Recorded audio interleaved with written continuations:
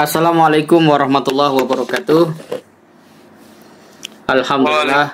Waalaikumsalam warahmatullahi wabarakatuh. Ya, Waalaikumsalam. alhamdulillah alladzi qail nun wal qalami wa ma yasturun ma anta bi ni'mati rabbika bimajnun. Asyhadu an la ilaha illallah wahdahu la syarikalah wa asyhadu anna Muhammadan abduhu wa rasuluh la nabiyya ba'dah. Allahumma shalli wa sallim ala sayidina Muhammad wa ala alihi wa sahbihi wa sallim ajma'in, amma ba'd. Sahabat kalian yang dirahmati Allah Subhanahu wa taala, bersyukur ya pada malam pertama di 2025 kita mendapatkan karunia untuk bertemu dalam upaya untuk meningkatkan kualitas diri, menajamkan potensi, dan tentu saja menghadirkan kontribusi ya bagi kita semua, terkhusus bagi umat dan bangsa serta negara kita. Ini adalah momentum yang istimewa sebenarnya kalau kita perhatikan dari banyak sisi, terutama pada tanggal 1, kedua semangat kita yang masih muda, dan yang ketiga bicara tentang peluang waktu yang memang masih terbuka untuk kita isi dengan berbagai kegiatan yang bermakna, kegiatan yang memberikan dorongan kita berkarya dan tentu saja memberikan manfaat. Nah, teman-teman, saya tidak tahu sebenarnya harus menyampaikan hal seperti apa, tapi secara spesifik tadi saya mengirimkan tulisan terbaru perihal 3 keuntungan membangun budaya menulis ya. Orang yang menulis itu pasti memiliki kebutuhan untuk membaca. Kalau kita bertemu atau bahkan mungkin merasakan kenapa kita atau banyak teman-teman kita yang enggan membaca, ya karena mereka tidak memiliki kebutuhan untuk menulis. Hanya orang-orang yang mau menulis yang akan merawat budaya membaca. Oleh karena itu, kita bisa temukan dalam kehidupan ini mengapa orang kemudian mudah mengalami emosi, mudah untuk kemudian lemah gitu ya, atau mengalami kondisi gangguan mental itu, dan pada saat yang sama juga tidak punya optimisme, tidak lain karena mereka tidak merangkum apapun, tidak membaca apapun, dan karena itu mereka tidak tertarik untuk menulis. Ini sebenarnya kerugian paling nyata. Oleh karena itu, salah satu atau yang pertama menjadi keuntungan ketika kita berhasil membangun budaya menulis, kita punya kebutuhan untuk membaca. Dalam konteks yang lain, kita punya kemampuan untuk membingkai apapun dengan konstruk berpikir yang positif. Contoh ringannya seperti ini. Ini dalam konteks libur seperti ini, banyak orang kemudian salah satunya menggunakan waktu untuk melihat atau menonton film. Nah, saya juga nonton film Kung Fu Panda gitu ya. Itu film anak-anak ya, nemani anak-anak.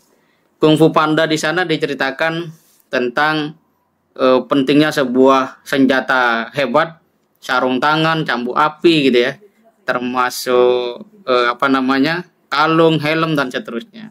Nah, itu isi konten film tersebut.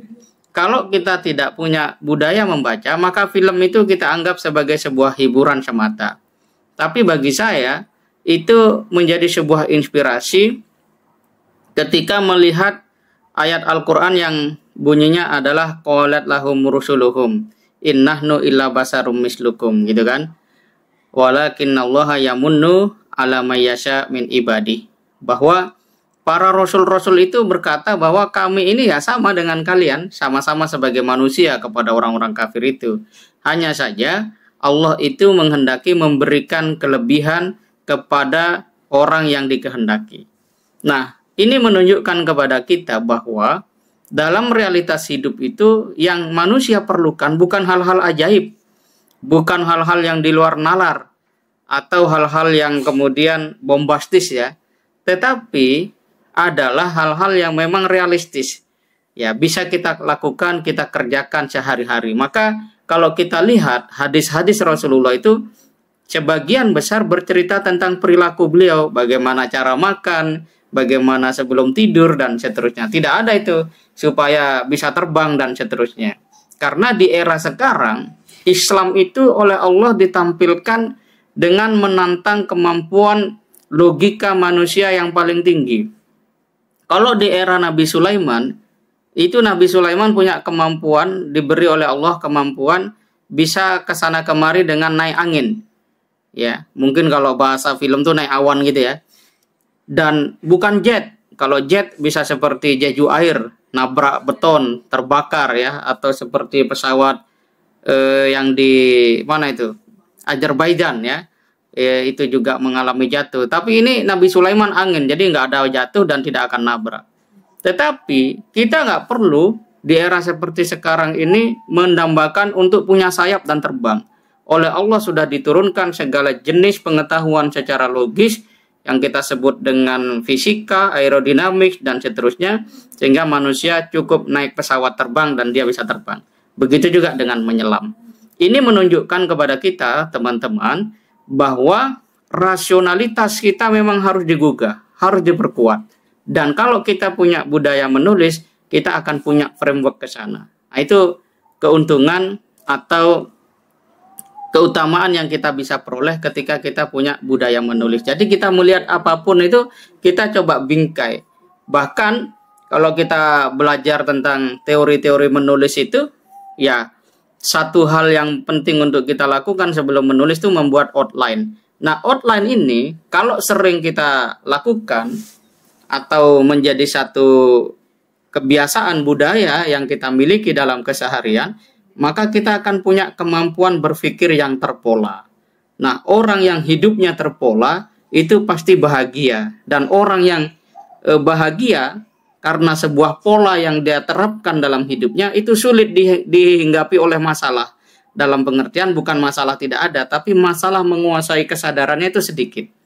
Coba perhatikan bagaimana Rasulullah itu ketika pagi nanya ke istrinya ada makanan atau tidak. Tidak ada makanan, maka Rasulullah kemudian berpuasa. Betapa simpelnya gitu ya menghadapi realitas. Kalau kemudian orang tidak membaca dan karena itu juga tidak tertarik memahami segala sesuatu dengan cara mendalam, maka dia akan terjebak untuk berkeluh kesah. Nah, keluh kesah itu menunjukkan betapa kita tidak pernah membaca dan karena itu kita tidak tertarik menggali lebih dalam, apalagi terdorong untuk menulis. Nah, itu yang pertama. Keuntungan yang bisa kita peroleh, yang bisa kita lakukan. Jadi enak kalau kita menulis itu. Semua hal bisa kita tangkap dengan frame berpikir yang konstruktif. Nah, yang kedua, teman-teman sekalian, kita dengan menulis itu akan punya kemampuan berpikir secara kritis. Ini penting sekali. Apalagi kalau kita melihat ayat Allah yang memerintahkan kita untuk menyeru manusia, ud'u ila sabili rabbik bil hikmah wal mau'idatil hasanah wajadilhum billati hiya ahsan, dan dengan perdebatan sekalipun dengan cara yang terbaik. Nah, 3 langkah itu akan mudah kita miliki, akan mudah menjadi kekuatan yang ada di dalam diri kita kalau kita memiliki yang namanya budaya menulis. Kenapa? Karena menulis itu bisa berorientasi untuk mencerahkan dengan nada-nada bahasa yang persuasif, dengan gaya bahasa yang inklusif, dan seterusnya. Kalau bahasa Sekum Muhammadiyah yang sekarang Menteri Pendidikan Dasar dan Menengah, Prof. Abdul Mu'ti, itu kita, umat Islam, generasi Islam, harus mampu menyampaikan nilai-nilai Islam ini dalam bahasa yang logis dan universal. Ini menarik sekali.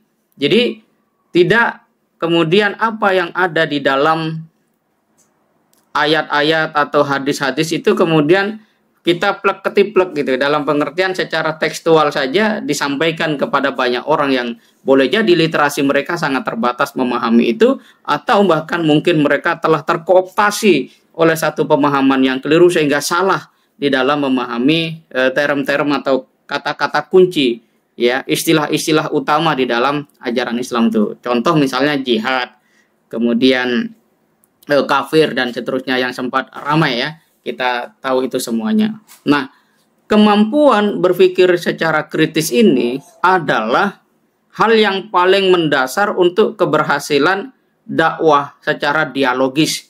Ya, jadi misalnya ya ini teman-teman nggak tahu ya, yang ikhwan terutama, itu kalau datang ke masjid pada hari Jumat, ingin mendengarkan khutbah, dan kemudian khotibnya itu, ya katakanlah, membawakan narasi khutbahnya itu secara normatif, kemungkinan besar orang menjadi tertidur. Kenapa?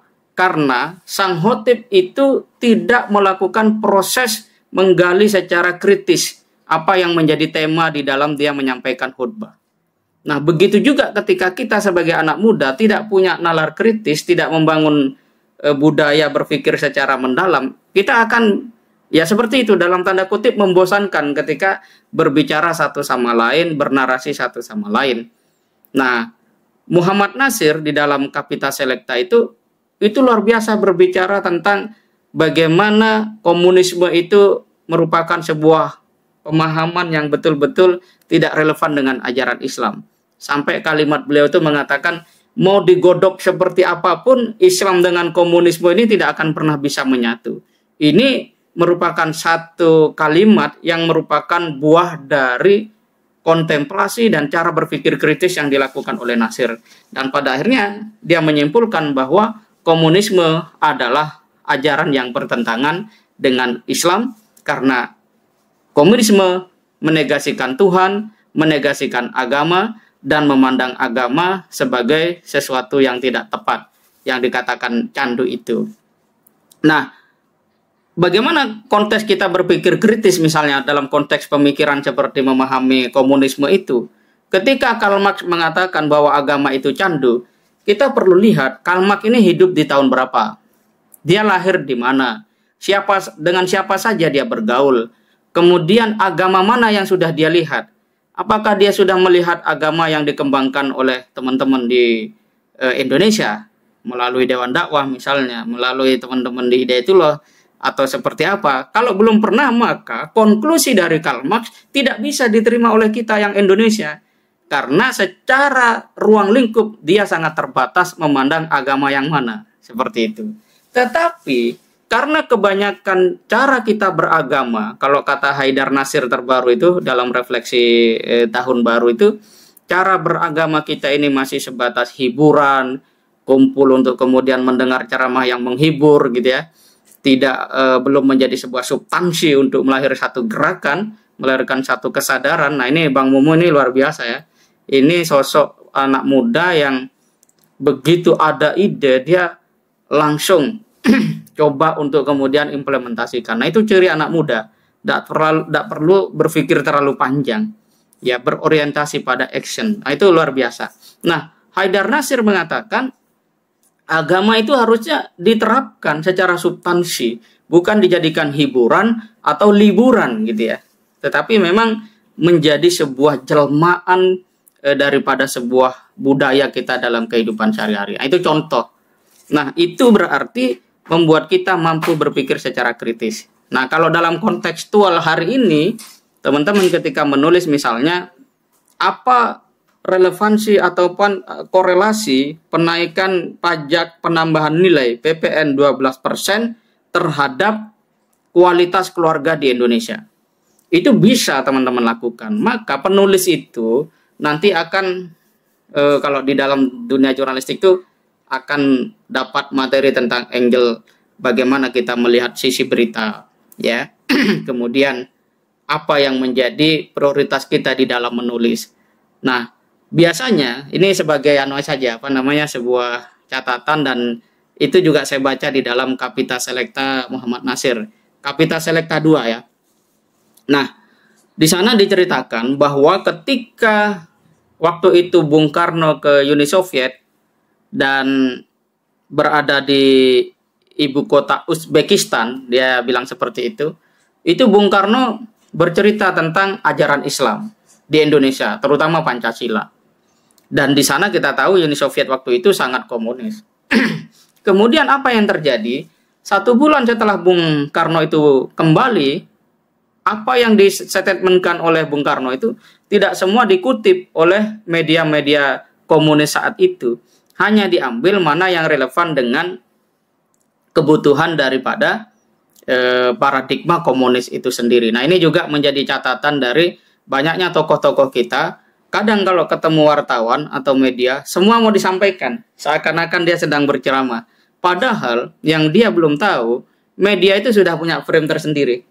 Jadi kalau seorang tokoh ngomong 10, dia butuh cuma 2 itu yang diambil. Kemudian ketika terbit beritanya, tokohnya ngamuk-ngamuk, kok yang 8 nggak dimuat. Nah, memang tidak sesuai dengan apa yang menjadi kepentingan atau frame daripada media yang bersangkutan. Nah, ini penting juga jadi pengetahuan kita, terlebih teman-teman ini adalah aktivis muslim. Kita harus bisa bedakan di mana ruang kita bebas menyampaikan pandangan, di mana ruang kita harus mampu berpikir secara zigzag. Nah, kalau kata Muhammad Nasir, walaupun ini konteksnya kaitan dengan cara-cara komunis menggunakan politik zigzag, itu menunjukkan bahwa kita harus cerdas, kemudian adaptif di dalam berkomunikasi terhadap penyampaian ide-ide tentang keislaman itu sendiri. Nah, ini keuntungan yang kedua. Jadi kita bisa mempertanyakan. Kalau kemudian kita hubungkan dengan ungkapan dari René Descartes bahwa cogito ergo sum, aku berpikir maka aku ada, itu artinya tidak semua hal yang kemudian masuk di dalam kehidupan kita itu kita terima begitu saja. Kita harus proses dia, kita pilih dan kita olah. Nah, itulah yang disebut dengan framework di dalam berpikir pada pelajaran-pelajaran worldview ya waktu itu dengan Ustadz Adian Husaini, Fahmi Darkasi dan seterusnya. Nah, yang ketiga teman-teman, membangun budaya menulis ini membuat kita semakin terdepan di dalam kebaikan-kebaikan. Nah, ini keuntungannya ya. Kalau kawan-kawan melihat, mendengar nama seperti Buya Hamka, Nasir, walaupun mereka sudah tidak ada, itu sudah jelas sekali. Mereka kita kenal karena tulisan-tulisannya. Oleh karena itu, ungkapan Pramudia, terlepas kita setuju atau tidak dia sebagai seorang pribadi dengan pemikirannya, tapi ungkapannya relevan. Anda boleh secerdas apapun, tapi kalau tidak menulis, Anda tidak akan pernah dikenang oleh dunia. Ini saya kira sangat menarik. Dan lebih dari sekedar itu, ya, kita akan mampu menguraikan banyak hal dengan lebih filosofis. Misalnya, mengapa dunia Islam hari ini terseok-seok menghadapi perkembangan zaman dalam konteks sains dan teknologi? Karena masyarakat Islam pada umumnya baru mengenal cara berpikir industrialisasi yang kemudian kita terjebak atau terkooptasi ke sana. Pada akhirnya kita akan tertinggal. Kenapa? Karena kita melakukan sesuatu yang sudah pada awal abad ke-19 berlangsung di Eropa. Baru kita mau terapkan sekarang. Cara untuk kita mengenal atau mengejar ketertinggalan kita adalah bukan semata-mata industrialisasi, tapi spiritualisasinya juga harus menjadi sebuah kekuatan. Sebagai contoh, mengapa banyak profesor, bukan banyak ya, beberapa profesor kemarin itu yang berita bisa membuat jurnal begitu cepat dalam 1 bulan, apalagi sekarang ada artificial intelligence, itu terjadi karena proses industrialisasinya yang diikuti, dalam pengertian administrasinya yang menjadi sebuah orientasi, bukan substansi. Padahal berkarya itu adalah tentang bagaimana kita mampu menguraikan sesuatu dengan sangat filosofis, dengan jelas, sehingga orang yang membaca itu mendapatkan pencerahan. Bahkan dia terdorong untuk bergerak. Idealnya seperti itu. Nah, ketika kita tidak mampu melakukan itu, tidak bisa membangun budaya menulis itu dengan baik, maka kita akan kecil kemungkinannya bisa berhasil di situ. Karena tipe-tipe penulis itu banyak, teman-teman. Ada penulis yang memang dia terampil, kemudian orientasinya bagaimana dia dapat kemudian terbit dan laku kemudian dapat royalti. Itu nggak masalah. Itu adalah bagian dari tahapan-tahapan menulis. Ada orang menulis yang memang karena idealismenya, dia tidak berorientasi apapun selain daripada kebenaran itu bisa dipahami oleh banyak orang. Yaitu bisa kita lihat dari orang-orang seperti Nasir, kemudian Buya Hamka, dan seterusnya. Dan ada orang yang memang menulis karena sebuah, kalau istilah sekarang itu, untuk menyehatkan jiwanya. Tidak masalah. Yang terpenting adalah budaya menulis itu kita miliki. Nah, Sebagai sebuah catatan, rata-rata para kiai atau ulama yang ada di Indonesia hari ini sedikit sekali yang punya concern untuk menulis. Oleh karena itu, serangan-serangan tentang berbagai hal yang kemudian dalam tanda kutip dapat membuat umat Islam menyimpang dari nilai-nilai Islam yang secara substansi harusnya dipahami dan diamalkan, itu sulit untuk kita bendung karena kita tidak punya tradisi untuk menjawab dengan tulisan itu. Nah, ditambah lagi media sosial dan seterusnya. Tetapi secara prinsip yang akan terus berlangsung adalah apa yang betul-betul memang manusia perlukan atau yang memang bermanfaat bagi kehidupan ini. Seberapapun ya dunia berbicara tentang reel, tentang video dan seterusnya sedemikian rupa, yang namanya menulis itu adalah awal pertama manusia mencapai peradaban menjadi lebih progresif. Dalam kata lain, siapa berhenti menulis, sebenarnya dia menghentikan langkahnya untuk bisa berkontribusi pada umat, pada masa depan, bahkan pada kebahagiaannya sendiri. Saya kira itu sebagai sebuah renungan, refleksi bagi kita untuk kemudian membangun kesadaran memiliki budaya menulis sebagai akar daripada literasi. Meskipun literasi bukan hanya soal baca, tulis, dan hitung, tetapi juga soal memberdayakan. Tapi bagaimanapun, proses pemberdayaan tidak akan pernah terjadi kalau masyarakat kita tidak bisa membaca, tidak senang menulis, dan apalagi tidak pandai berhitung, bukan saja kalkulasi matematis, tapi juga kalkulasi ukhrawi melalui zakat, infak, dan sedekah. Saya kira itu, terima kasih. Assalamualaikum warahmatullahi wabarakatuh.